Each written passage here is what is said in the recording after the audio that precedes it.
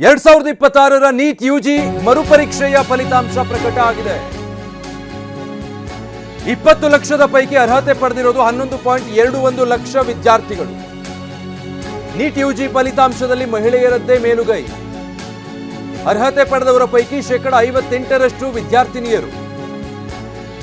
11.21 ಲಕ್ಷ ಅಭ್ಯರ್ಥಿಗಳು ಅರ್ಹತೆ ಪಡೆದುಕೊಂಡಿದ್ದಾರೆ.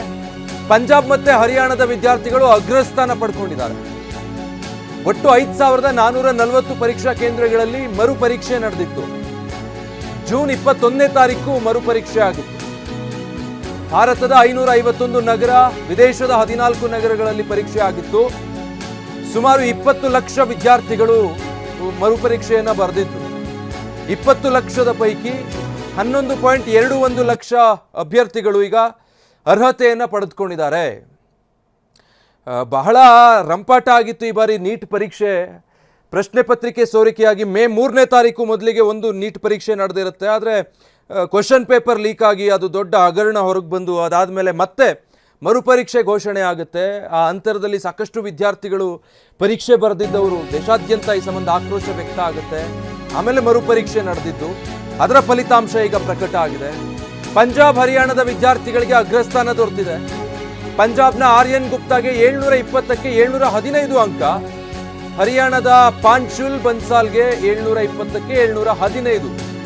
ಸೊ ಇಬ್ರು ಕೂಡ ಮೊದಲನೇ ಸ್ಥಾನ ಜಂಟಿಯಾಗಿ ಹಂಚಿಕೊಳ್ತಾ ಇದ್ದಾರೆ. ಈ ಇಬ್ರು ವಿದ್ಯಾರ್ಥಿಗಳು 690ಕ್ಕಿಂತ ಹೆಚ್ಚು ಅಂತ ಅಂಕ ಗಳಿಸಿದ 138 ವಿದ್ಯಾರ್ಥಿಗಳಿದ್ದಾರೆ. 138 ವಿದ್ಯಾರ್ಥಿಗಳಲ್ಲಿ 93% ವಿದ್ಯಾರ್ಥಿಗಳು ಮೊದಲ ಬಾರಿಗೆ ಪರೀಕ್ಷೆ ಬರೆದವರಾಗಿದ್ದಾರೆ. ಹಾಗೂ 99% ವಿದ್ಯಾರ್ಥಿಗಳು 17ರಿಂದ 19 ವರ್ಷದವರು. ನೀಟ್ ಪರೀಕ್ಷೆ ಫಲಿತಾಂಶದ ಡೀಟೇಲ್ಸ್ ನಾವು ಗಮನಿಸ್ತಾ ಇದ್ದೀವಿ.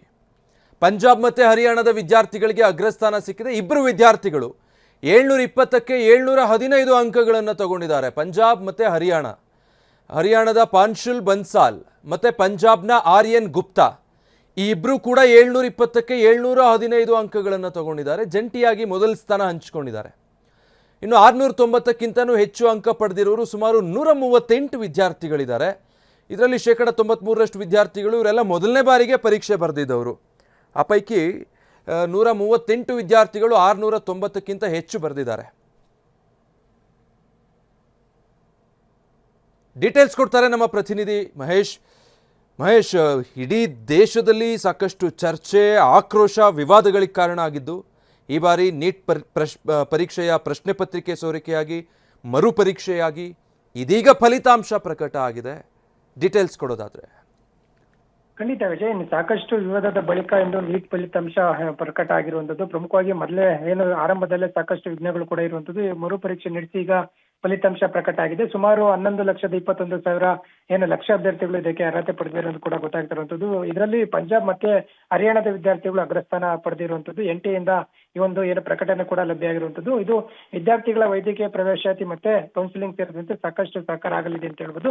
ಸದ್ಯ ಇನ್ನೇನು ಕೆಲವೇ ದಿನಗಳಲ್ಲಿ ತಿಂಗಳಲ್ಲಿ ಕೂಡ ಈ ಒಂದು ನಿಗದಿತ ಸಮಯದಲ್ಲಿ ಒಂದು ಪ್ರಕಟ ಆಗಿರೋದು ಕೂಡ ವಿದ್ಯಾರ್ಥಿಗಳಿಗೆ ಅನುಕೂಲ ಆಗುತ್ತೆ ಅಂತ ಹೇಳ್ಬೋದು.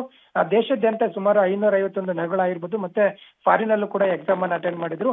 5440 ಪರೀಕ್ಷಾ ಕೇಂದ್ರಗಳಲ್ಲಿ ಈ ಒಂದು ಅಟೆಂಡ್ ಆಗಿದ್ರು ಅಂತ ಹೇಳ್ಬೋದು. 20 ಲಕ್ಷ ವಿದ್ಯಾರ್ಥಿಗಳು ಕೂಡ ಬರ್ದಿರುವಂತದ್ದು. ಇದರಲ್ಲಿ ಸರಿ ಸುಮಾರು 11,21 ಲಕ್ಷ ವಿದ್ಯಾರ್ಥಿಗಳು ಕೂಡ ಈಗ ಅರ್ಹತೆ ಪಡೆದಿದ್ದಾರೆ. ಇದರಲ್ಲಿ ನೋಡೋದಾದ್ರೆ ವಿದ್ಯಾರ್ಥಿನಿಯರು ಮೇಲ್ಗೈ ಸಾಧಿಸಿದ್ರಂತದ್ದು ಕೂಡ ಗೊತ್ತಾಗ್ತಾ ಇರುವಂತದ್ದು. ಒಟ್ಟು 58% ಹೆಚ್ಚು ವಿದ್ಯಾರ್ಥಿಗಳು ಇದರಲ್ಲಿ ಭಾಗಿಯಾಗಿದ್ದಾರೆ. ಸಾಕಷ್ಟು ವಿವಾದ ಇದ್ದಂತ ನಂತರ ಈಗ ಫಲಿತಾಂಶ ಬಂದಿರೋದು ವಿದ್ಯಾರ್ಥಿಗಳಲ್ಲಿ ಮಂದಹಾಸ ಮೂಡಿರುವಂತದ್ದು. Vijay, thank you Mahesh.